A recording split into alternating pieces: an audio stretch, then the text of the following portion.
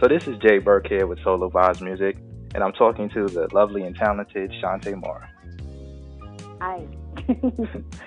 So That's nice and simple. I like that. how are you doing today? I'm doing well. Today is a good day. Yeah, I'm in California, so we're still starting our day. Still morning for us, but it's been good. Nice, nice. We're out here. We're out here in New York City. It's kind of cloudy, How's but the weather? cloudy, but humid at the same time. So I like that humidity. I don't know why I like it. Well, it's probably good for your skin. Your thing. I don't know. I'll take that California weather anytime. Today it's good. I wanted to ask you some things about like the new album. Like I listened to a couple of the songs, like the songs that you've put out, and I noticed they have like a really like a modern feel, but they have like a message to the songs as well. Yeah, I think that this record has a little bit for everyone, even though we're not trying to necessarily please everyone. But I think that because I am who I am, I know my sound, I know, how to be me. But I think that mixing with the other producers, Little Ronnie and his writing skills and his friends who are with him, our other co-writers, Earth Spurs and Clint Tunes and Sully the Voice. We had so much fun making music. It was like an understanding that I really remembered that I loved it. The record is really good. What's funny is I was talking to another interviewer just a few moments ago, and he actually reminded me of something that I did not remember, that this album is coming out on the 25th anniversary of my very first record, and I didn't know that. And it makes me very, very happy that it happens to be on that day. Let's see, I didn't realize that either, but I guess things work out the way they supposed to. Yeah, because we've been trying to get this sucker out since since January or February 17th was the date I wanted it out. I don't know what happened that it still ain't out, but well, here it is. Industry practices and things don't always go according to schedule. Nope, they don't, but it's okay. I've learned to be very fluid and flexible. I really like the song you have, Something to Remember. Like listening to it, I'm watching the video, and I kind of get it kind of gives me almost like a UGK vibe, like the beat to it. Huh? Like it's kind of hard to explain. Like that certain type of beat is kind of like the vibe of like Houston, but then just the sound is just just really dope sound to it. Oh, I'm so glad you like it. I do too. When we first heard the song, we were listening to the music, we were like, oh my gosh, so hot. So yeah, I understand what you're saying, because when we were writing the song, and the guy, Sully the Voice, sings it first. He's like, okay, well, and he's like, oh, I'm gonna lay this down, hold on. And he goes in there and he sings and he comes out. And I was like, dang, if this wasn't my song, I would really want this to be my song. And if it wasn't my song, I would buy it if it was your song.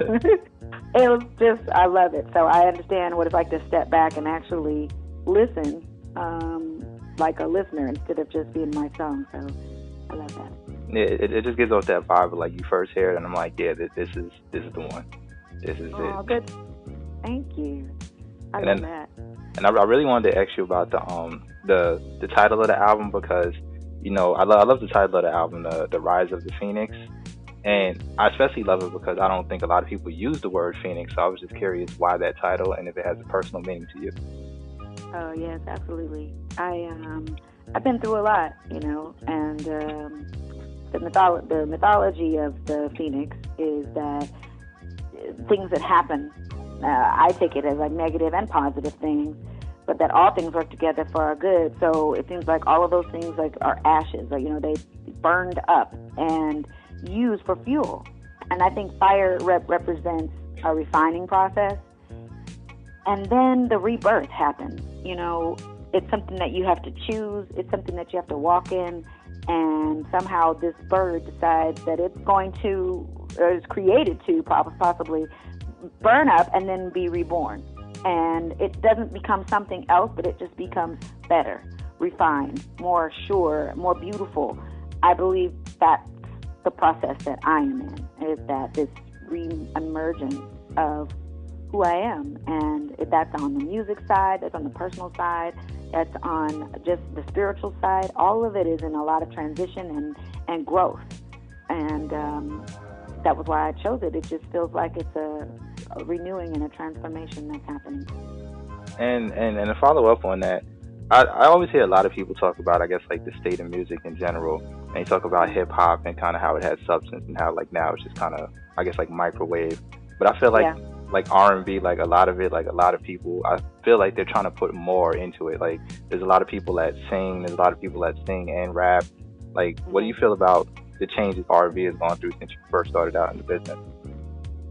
Well, it's sometimes I'm like, oh, they're doing so good, and then sometimes it feels like it's a hopeless case.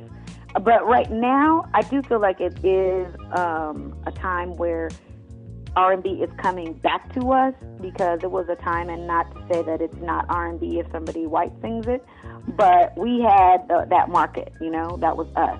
And then with the Christina Aguilera, and there were a couple other young ladies who came out, and they really have begun, like Justin Timberlake is another who's come in and really started singing R&B, and then it was called pop music. That was interesting to me to watch that flow happen, because what was ours and was only designated for us in our radio, and they said, oh no, we don't want to play that on that radio over there. So the segregation was major. And then all of a sudden, when the white kids were singing R&B, then it was pop. So it kind of was a strange shift, because then the same thing happened the opposite direction, where hip-hop was just us, and now hip-hop is now mainstream. So now they're trying to do the hip-hop, you know what I'm saying? So it seems like it's just, we are leaders naturally. And even in the midst of struggle, we still are very strong and very unique in our talents and our ways that we do what we do. And there's always a chance. There's always a standout. There's always a great talent that is coming or that we've missed, and I believe that no matter what happens, the cream rises to the top, no matter what happens. Even if it's not your cream, somebody's cream is going to rise to the top, and good is going to come out. But we have to take the ownership of that as well. I always say, people, buy the music, buy the music. Don't just stream, buy the music, because if the artist doesn't get that revenue back, you can't survive. It really is our job, and I can't live without some kind of revenue. And being on the road is fun, but having revenue with your music, having your revenue when you do go out and work as well, keeps you moving, keeps you coming out and being able to perform to your best ability. And to latch on to that, so do you think that everyone kind of having like easy access to the music with streaming and everything, and then also just being able to go to websites, watch videos, do you think that helps people in an awareness state, or does it just hurt them because a lot of people don't actually go out there and want to purchase things these days? I think it's a double-edged sword. I think it does both. I think for the kid who doesn't have a job yet, it's beautiful. I love it that they can just get into it and play it at home and, enjoy the whole album. But again, it's about creating revenue so that you can continue to do what you do for a living, which is why I think a lot of the touring and a lot of the things are happening now on a smaller scale, because we have to get out there and fight for it. I think people get it. There's less piracy now, but because of the streaming, they don't have to steal it. It's just rolling into their pockets. And so they don't understand it, and I get that they don't get it. But, as artists, we have to really say it out loud, download the album, not for free, but buy the record.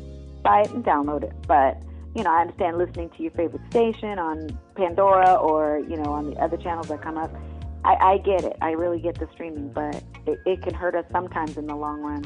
However, some way, somehow, we've still survived it. I don't know how, but somehow we're still here, so I'm not giving up on it. It's just, I think there's a way for everybody to win, and I just want to figure that part out. I think everybody in the industry wants to figure that out.